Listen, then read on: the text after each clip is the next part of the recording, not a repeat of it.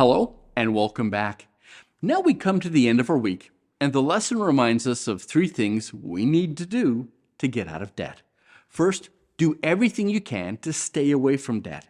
As Sister White says, deny yourself 1,000 things if you have to, but whatever you do, stay out of debt. Secondly, make a deal with God to pay off your debt. And lastly, pay off your debt as fast as you can.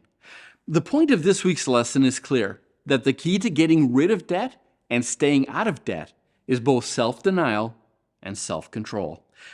Now, it's very easy to talk about self-denial and self-control, but it's another thing to actually do it, especially when it comes to those things we think we need. And the truth is, nobody is saying deny yourself what you need, but ask yourself, what do you really need versus what do you want? You see, I need a car, but what I don't need is an $80,000 car when a $20,000 car can easily get me from here to there.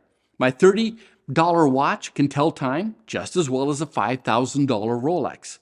My 50-inch TV works as well as an 80-inch TV. And a $50 pair of jeans works just as well as a $150 pair. It's the difference between what you need and what you want. It really comes down to living within your means. Now, what do we mean by that? Well, it has something to do with, we call a budget. At the top of your budget, write down how much money you will make in a month from all your sources of income.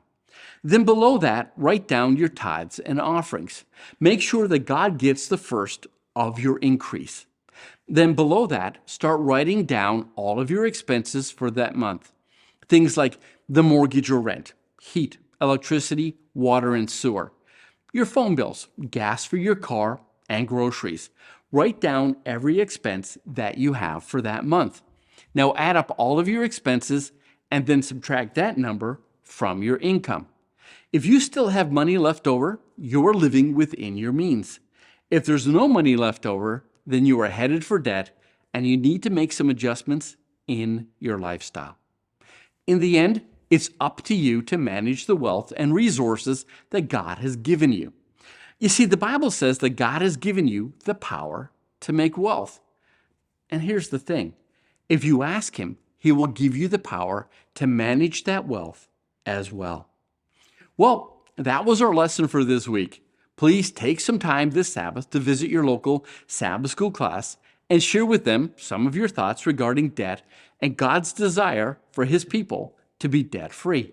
Oh, and don't forget to come back next week as Cynthia will share with us her thoughts regarding next week's lesson, Laying Up Treasure in Heaven. Have a happy Sabbath to come. We'll see you next week.